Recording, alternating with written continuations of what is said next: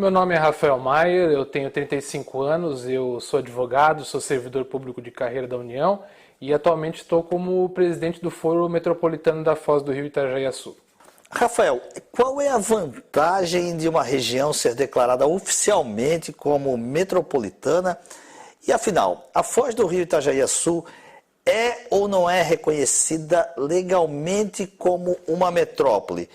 E se é, a sede seria Itajaí ou Balneário Camboriú?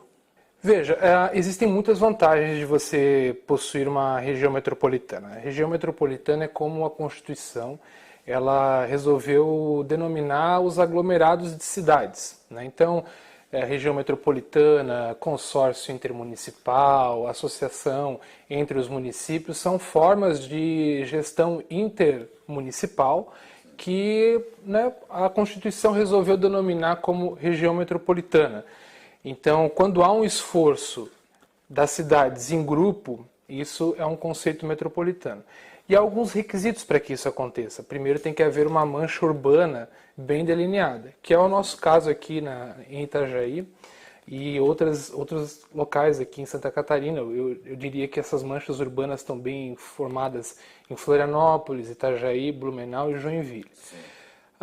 Itajaí, a região metropolitana da Foz do Rio Itajaiaçu, ela já foi criada, ela possui uma lei complementar que ela está em vigor, estadual, uma lei complementar estadual, se eu não me engano é a lei estadual 495, que criou a região metropolitana da Foz do Rio Itajaiaçu, cuja capital metropolitana é Itajaí. Então, respondendo ao seu questionamento, o núcleo metropolitano, assim que se denomina, é Itajaí. E vem desde Balneário Pissarras, Penha, Navegantes, Itajaí, Balneário Camboriú e Itapema. Luiz Alves e Ilhota, não. Não. Luiz Alves e Ilhota estariam num conceito de expansão da região metropolitana, mas nesse momento não fazem parte. Mas qual realmente é a vantagem de ser considerada uma região metropolitana? Na prática, seria um grande benefício para os municípios menores. Veja, quando a gente fala de região metropolitana, a gente fala de acessos mais facilitados a recursos e a programas do governo federal e do governo do estado. Veja, o orçamento de Itajaí é um orçamento X, digamos assim, é 1 trilhão anual, um número hipotético que a gente está colocando. Balneário Pissarras, Navegantes e as cidades menores não têm um orçamento desse tamanho. Logo, eles não têm condição de ter garantias para acessar um programa de financiamento, algo nesse aspecto. Isso seria um dos papéis que a região metropolitana poderia formar. Então, você veja, todos esses municípios se associando, se agrupando, teriam um poder muito superior para ter acesso a projetos, a recursos públicos e até a própria infraestrutura da nossa região. Não se vê os prefeitos da região, tanto desta quanto das gestões anteriores, em especial os de Itajaí e de Balneário Camboriú, que são os maiores municípios da Foz, fazerem quaisquer referências à região metropolitana. Por que essa categoria região metropolitana parece não interessar aos políticos? Eu acredito que é uma situação conceitual, né? Então, veja só, ainda nós temos algo muito institucionalizado, de se pensar em limites de municípios. Esse aqui é o município ao qual eu tenho a gestão, e isso é uma coisa muito antiga, muito retrógrada.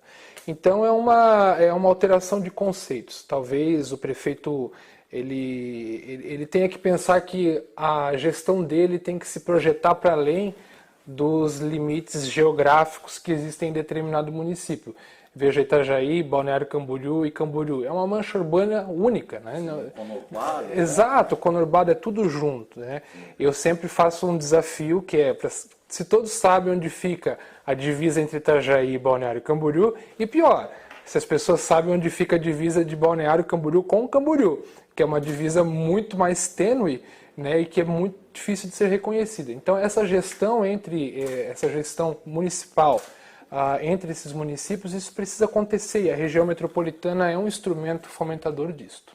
O que é o Fórum Metropolitano? Quem o criou e com qual objetivo? Veja, o Fórum Metropolitano ele foi criado em 2014. Ele é uma iniciativa de egressos de movimentos associativos da comunidade. Ele foi criado em Balneário Camboriú, em 2014. Né? Foi de uma iniciativa porque à época havia um prefeito que havia se desconsorciado da região. E aí nós, lá em Balneário Camboriú, Balneário Camboriú tem um movimento associativo de moradores muito forte. E aí nós pensando, dissemos assim, vamos fazer algo para a região, a gente precisa começar a pensar em região. E ali foi o início do Foro Metropolitano, inicialmente com o foco de nós divulgarmos esse conceito metropolitano, das vantagens, e com o tempo o foro foi se mitigando, ele foi não abandonando essa ideia é muito forte ainda, mas foi verificando que podia prestar outros serviços relevantes para a comunidade regional. O foro hoje ele é mais uma organização social que pertence à camada de proteção social que existe da sociedade civil. A Associação dos Municípios da Foz do Rio Itajaí, a sua ANFRE, já não faz na prática o papel de reunir estes esforços de gestão da região.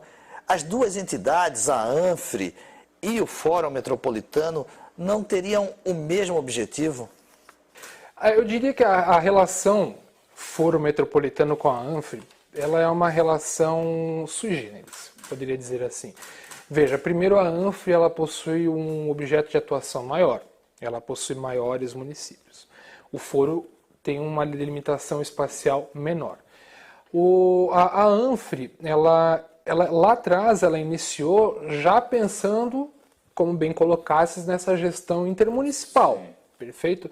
Então ela presta esse serviço, só que lá a ANFRE ela é um palco para o poder político, para os prefeitos, para os gestores. Faltava ainda um palco para a sociedade, para a comunidade. Okay. Então esse é o grande diferencial. A representação da ANFRE é formada pelos representantes oficiais, pelos prefeitos de cada município. Exatamente. E a do Fórum? O Foro é formado por pessoas da sociedade civil. Então é o empresário, é a dona de casa, é o comerciante, é o jornalista, é o advogado. Porque lá na ANFRE você não pode chegar na ANFRE e lá pedir para ser um associado da ANFRE. Porque somente são associados da ANFRE os prefeitos. Para você poder participar, você precisa ter o mandato como prefeito. No Foro não. O Foro é um espaço mais democrático onde todos podem participar. Hoje, se eu como cidadão que mora em determinado município, posso me apresentar ao Foro e dizer, olha, eu quero integrar o Foro como participante, é possível isso? Será um prazer. Pode se filiar ao Com Foro? certeza, será um prazer. Qualquer pessoa? Qualquer pessoa, a associação ela é aberta. E as entidades, pessoas jurídicas também? Também. Ou só pessoa física? Não, nós temos espaço tanto para pessoa física quanto para pessoa jurídica. O nosso espaço é um palco democrático. Legal. Quantas entidades e pessoas físicas tem hoje? Hoje nós temos 590 associados regulares. Legal. A integração do transporte público entre as cidades da região tem sido um grande tema agregador de discursos dos prefeitos da região. Esta semana, o Fórum Metropolitano realizou na Câmara de Vereadores de Itajaí uma reunião para tratar exatamente deste assunto. Quem compareceu e o que ficou definido no encontro? A questão da mobilidade urbana é um dos nossos postulados. A gente trabalha com 4 postulados, que é representatividade, infraestrutura, transporte urbano e gestão do bem público.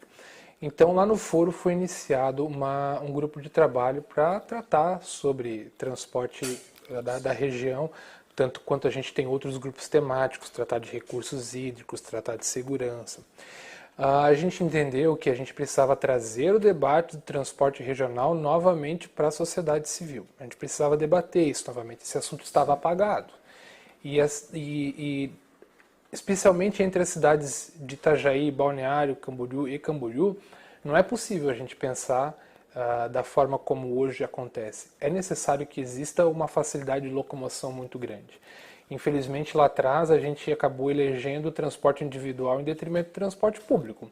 A minha geração, a geração da década de 80, década de 90, você andar de transporte público era uma coisa talvez meio criminalizada, era feio, e hoje não é mais isso. Hoje é uma necessidade, a gente tem que mudar essa concepção. Mas para que a gente mude essa concepção, a gente precisa ter acesso a serviços mais eficientes. Então, de nada adianta a gente pensar num modal de transporte público em Itajaí, se a gente não pensar num modal de transporte público em Balneário Camboriú e Camboriú. Eles não vão funcionar, porque como a gente falou anteriormente, isso é uma mancha urbana única. Então, terça-feira teve essa reunião na Câmara de Vereadores, houveram várias pessoas da sociedade que estiveram lá, engenheiros, pessoas que entendem do assunto, estava o secretário de Urbanismo de Itajaí também esteve, vereadores também estiveram, representantes de uma concessionária de transporte público também estiveram lá nessa reunião. Infelizmente, Camboriú não mandou representante e tanto Balneário quanto Camboriú não mandaram representantes, foram convidados. A Expressul até tinha confirmado presença, mas não foi. E aí surgiu lá uma proposta interessante, rápida e exequível, que seria a possibilidade de nós implantarmos faixas exclusivas para o transporte urbano, ou o dia todo, ou em momentos determinados. Exato. Então, a ideia seria que houvessem corredores de Camboriú até Itajaí, e isso daí é uma coisa muito barata. Isso aí você faz uma latas de tinta, é só pintura. Cidades da Grande Curitiba implantaram essa medida, né? Eu até sábado passado estava em Blumenau. Blumenau fechou a rua Itajaí, uma faixa da rua Itajaí para fazer o transporte público. Ficou só uma faixa. Se você vem de Itajaí para Blumenau, antes você tinha duas, agora você vai ter só uma. Então aqui em Itajaí a gente entende que é possível. E o secretário Rodrigo Lamin entendeu isso daí como algo bacana, iria levar lá para a secretaria para estudar isso. Nós estamos confiantes, em 30 dias eles vão retornar, a gente vai voltar a conversar sobre isso, que em breve, quem sabe até o final do ano, a gente comece assim, termos experiências aqui em Itajaí, Balneário Camboriú, com faixa para o transporte público e para táxis, para transporte coletivo em geral. O Inova Anfri, que é um projeto da Anfri, trata justamente da gestão cooperada de serviços públicos por parte dos municípios da Foz do Rio Itajaí-Açu. Entre elas estão os chamados modais de transporte público que integram as cidades da região. O Fórum Metropolitano tem participado da implantação das ações do Inova Anfri. Fazemos parte, a gente faz parte do Conselho Consultivo do Inova Anfri, o foro está lá, tem cadeira. E assim, Sandro, eu encaro esse projeto, o projeto Inova Anfri, ele é um projeto muito visionário. Quando ele for, parece que ele está bem avançado. Eu conheço ele macro. Detalhes técnicos não é bem a minha área, mas eu tenho excelentes conversas com o engenheiro responsável, ele me explica.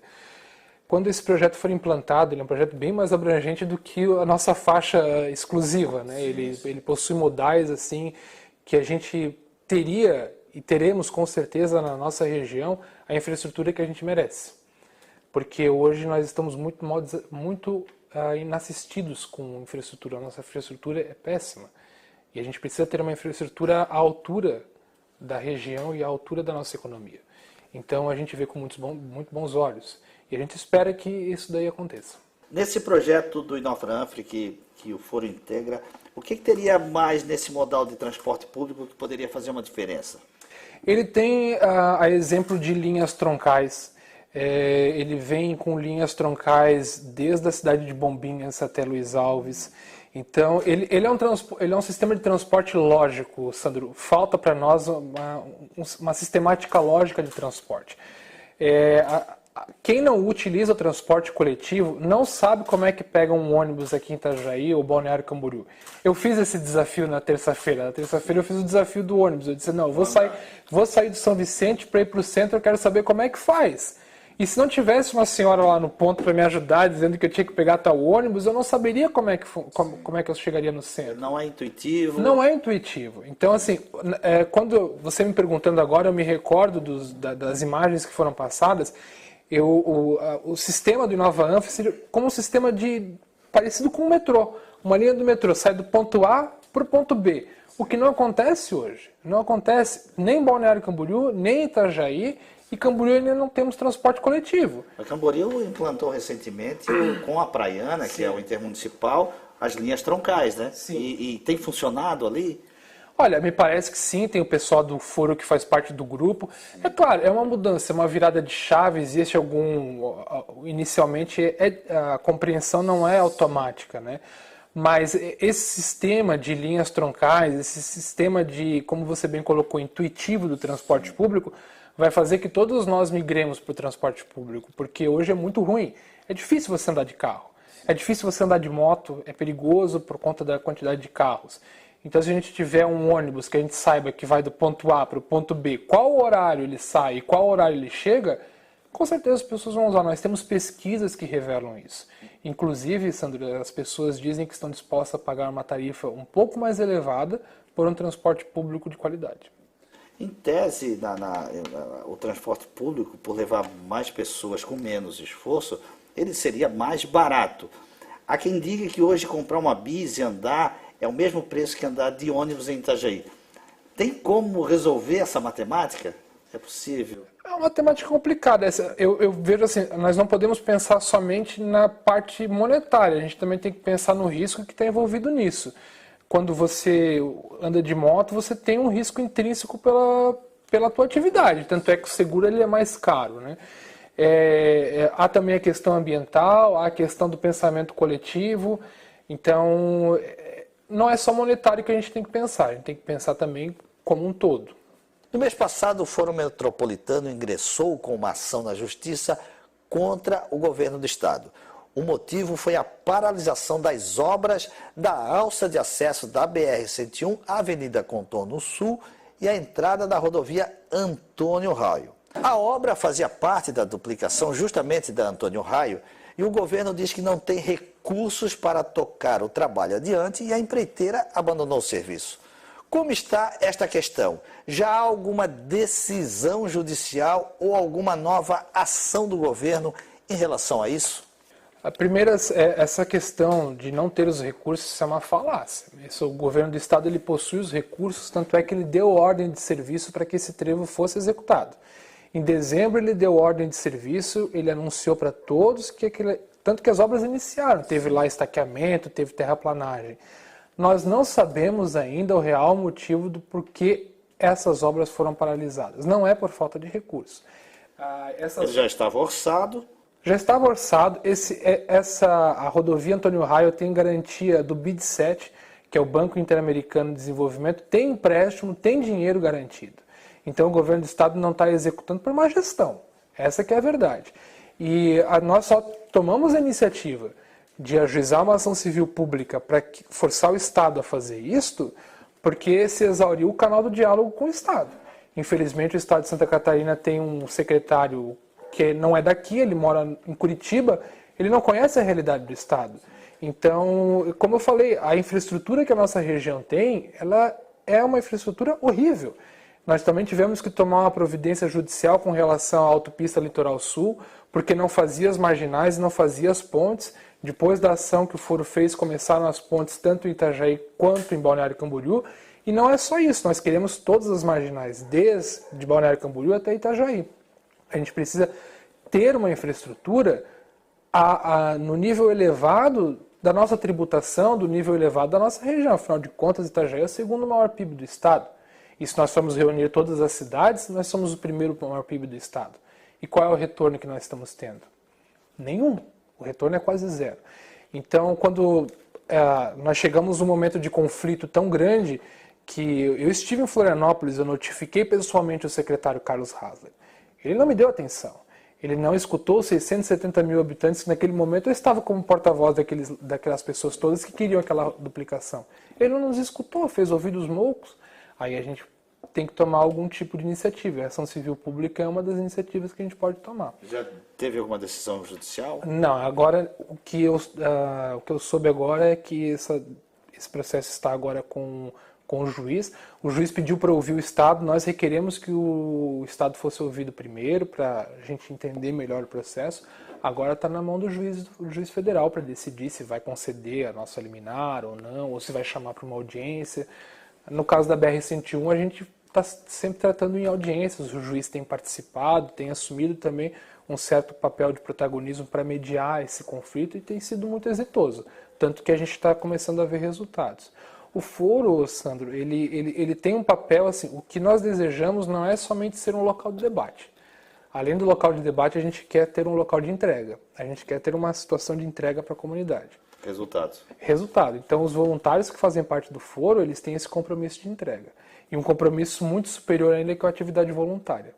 Porque a gente não tem financiamento de absolutamente ninguém, a não ser de nós mesmos. E nem salários. E nem salário. Nosso salário é quando a gente vê que a nossa região ela acaba recebendo um equipamento, ela por um debate nosso, isso daí é o que mais enobrece. Porque quando a gente pensa no coletivo, é sempre melhor do que nós ficarmos só pensando no individual.